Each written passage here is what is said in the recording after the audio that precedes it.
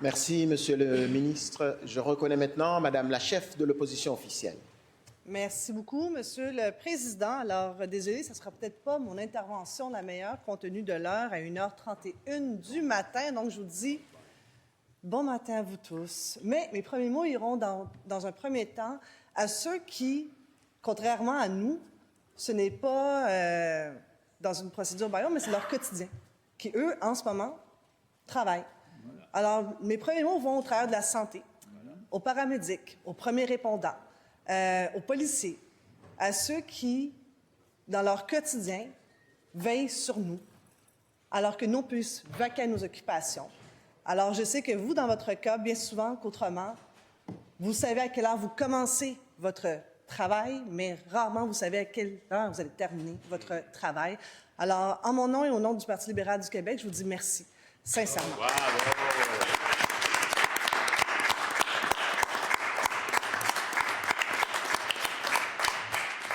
Parce que je suis un petit peu étonnée parce que j'ai eu l'occasion de travailler avec deux ministres lorsque j'étais porte-parole en éducation. Et en aucun temps, j'aurais pu leur reprocher de ne pas avoir toujours dit des bons mots pour leur réseau. Chaque fois qu'ils en avaient l'occasion, dès qu'ils prenaient la parole, ils soulignaient le travail de leur réseau. J'ai été un petit peu surprise que le ministre de la Santé ait d'entrée de jeu sans reconnaître l'apport existant des travailleurs de la santé. Mais bon, maintenant allons sur la raison que nous sommes ici. Certains l'appellent une loi spéciale, d'autres diront une procédure bâillon. Je vais l'appeler un décret. Parce qu'en fait, c'est ça dont il est question. On a maintenant un gouvernement qui aime décréter. À défaut de pouvoir nous proroger, ils vont décréter. Et le premier ministre l'a dit clairement. Lui, il trouve que les procédures parlementaires, il n'en a que faire. La preuve est dans le pudding. Ah. Devant moi, j'ai le projet de loi. Comment est-ce possible de regarder 214 articles, des nouveaux articles, que personne n'a pris connaissance ici du côté de l'opposition, sauf évidemment le gouvernement, en 5 heures? Je tiens aussi à dire merci à ceux de notre côté qui ont participé au débat. Nous avons eu droit à une plaidoirie du député de l'Acadie, ainsi qu'une plaidoirie, il n'est pas encore avocat, moi je pense qu'on peut lui donner un titre honorifique, le député de Pontiac, un témoignage très émouvant de notre leader et aussi de la députée de Lapinière. Mais, la plaidoirie, qu'on peut dire sans conteste, nous a vraiment tous bien amusés, mais surtout interpellés, c'est celle du député de La Fontaine. Pendant 5 heures... Ah, je pense que les ministres allaient chercher des caramels. Alors, je vous rappelle une phrase de la présidente du Conseil, l'ex-présidente du Conseil du Trésor. Si vous n'êtes pas capable de tenir le quorum en silence, vous pouvez quitter, on va le tenir le quorum. Alors, Monsieur le Président, dans ce projet de loi, j'ai mis des couleurs pour annoter le projet de loi. Vert, jaune et rouge. Pourquoi ces codes de couleurs? Parce que les Québécoises et les Québécois qui nous écoutent, je sais que vous êtes très nombreux, à partir de maintenant, ce n'est pas votre médecin qui va déterminer si oui ou non il va passer assez de temps avec vous. Non, c'est un fonctionnaire de la RAMQ. Oui, une fois par année, un fonctionnaire de la RAMQ va savoir si vous allez avoir une pastille verte, jaune ou rouge. Et par la suite, votre médecin de famille va se faire dire « Voici le nombre de temps que je peux vous consacrer ». N'est-ce pas formidable, Monsieur le Président, de savoir qu'un fonctionnaire de Québec va désormais avoir pour fonction de déterminer la valeur de chacun des patients? Et ça, sans aucune qualification médicale. Bien, la CAQ, honnêtement, sont vraiment, mais vraiment champions. Mais il n'y a pas juste ça dans le projet de loi, Monsieur le Président. Dans le projet de loi, le gouvernement pourra retirer des années de pratique des médecins. Eh bien, j'ai jamais vu ça. J'ai regardé, évidemment, j'ai pas fait une recherche exhaustive, hein, on n'avait pas toutes des mois et des mois pour travailler ce projet de loi, mais j'ai pas vu aucune juridiction où est-ce qu'on retire des années de pratique. En fait, habituellement, on veut s'assurer, dans notre code des professions, parce que toutes les professions que ce soit avocat, médecin, comptable, on a une obligation déontologique d'inscrire nos nombres d'années de pratique, que ce soit au barreau ou en médecine, de façon fidèle. Alors, je me pose vraiment la question, comment que ça va être appliqué avec le Code des professions et le Code de déontologie des médecins? Bien, peut-être qu'on aura une réponse. Mais il y a d'autres réponses qu'on n'a pas eues. En mêlée de presse, parce qu'à défaut pour le ministre de la Santé d'aller à la salle Bernard Lalonde faire ce qu'un bon ministre aurait dû faire, répondre à toutes les questions des journalistes, ben, il a fait juste une petite mêlée de presse que son attaché de presse a dû mettre fin parce qu'il se faisait talonner par les journalistes, incapables de répondre à certaines questions.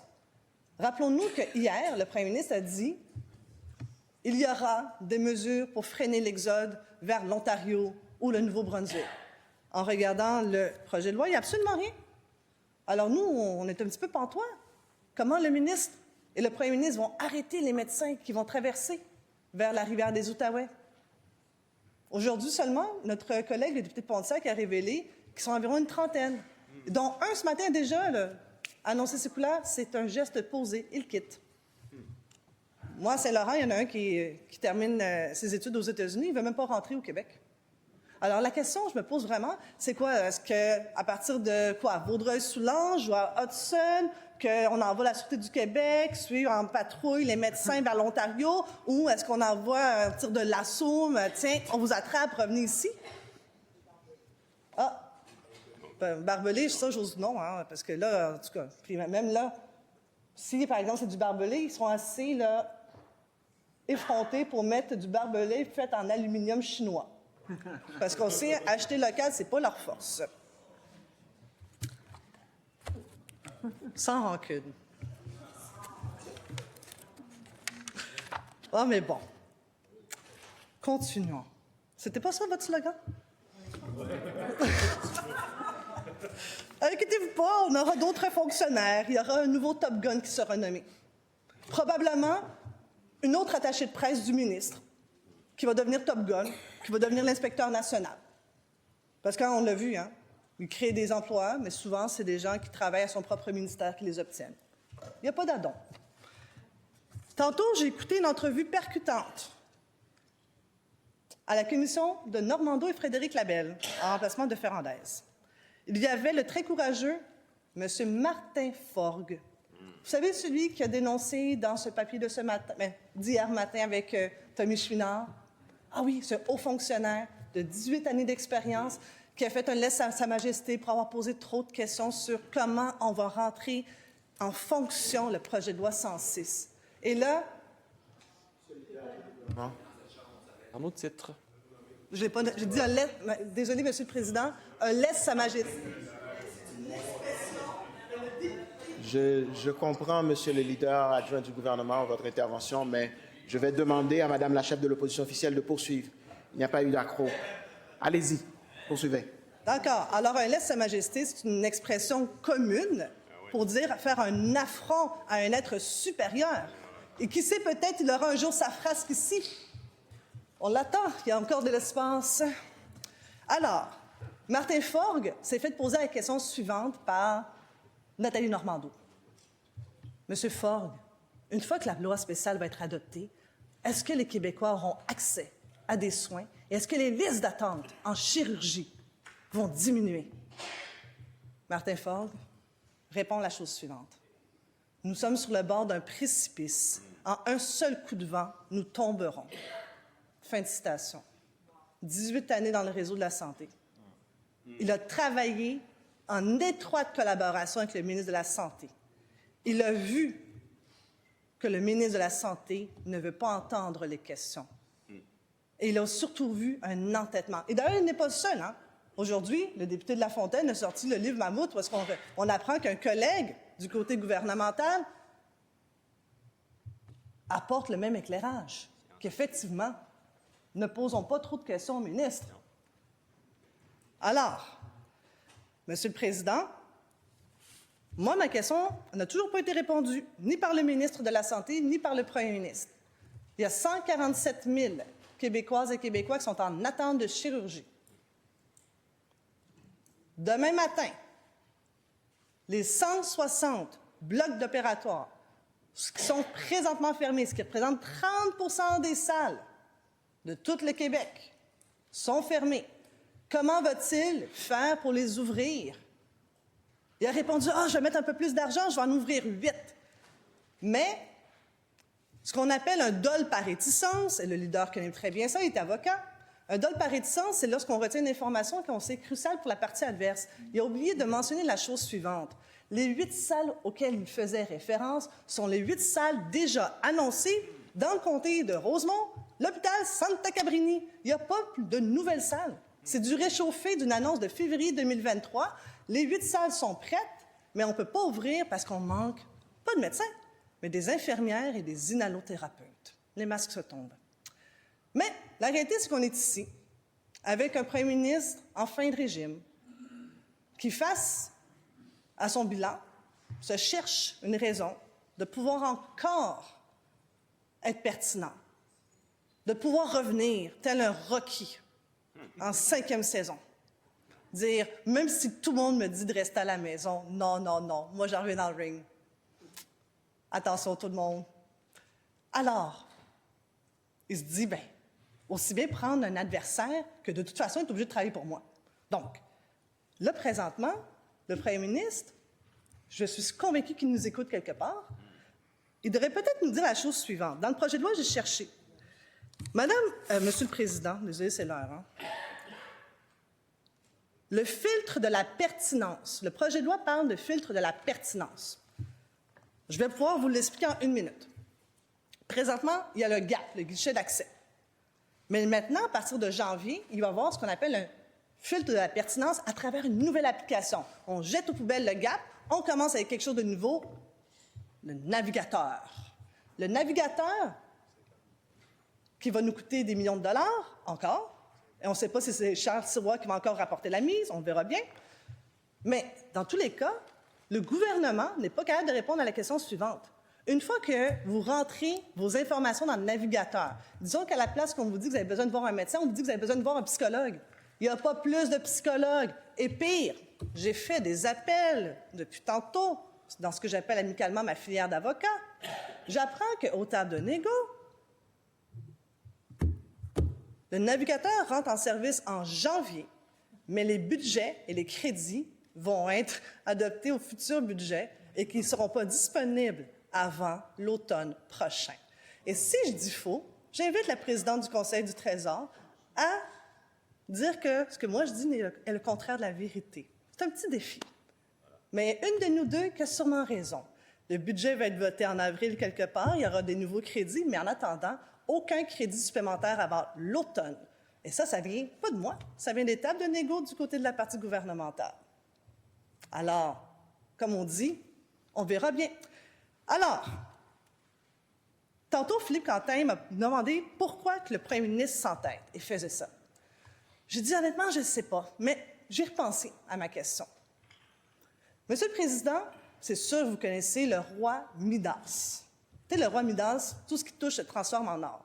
Mais savez-vous que le roi Midas avait un frère, le prince Sadim?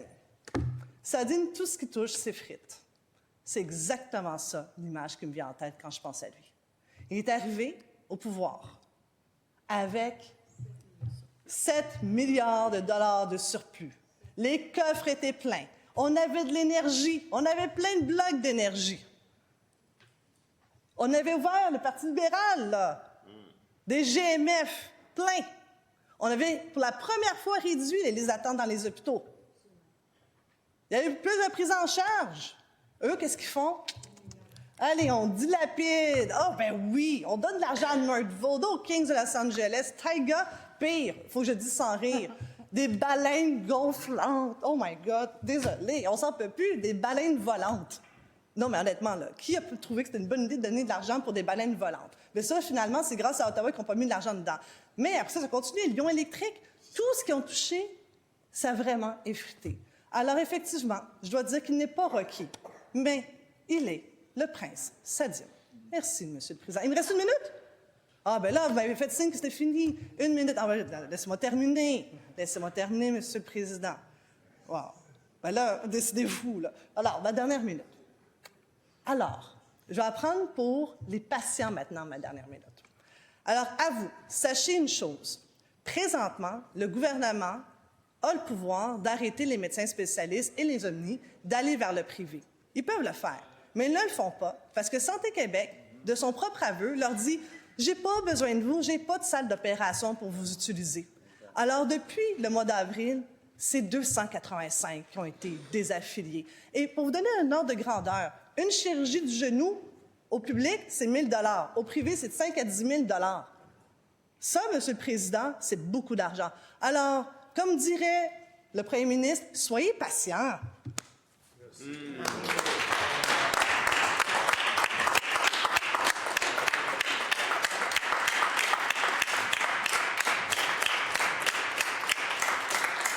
Merci, Madame la chef de l'opposition.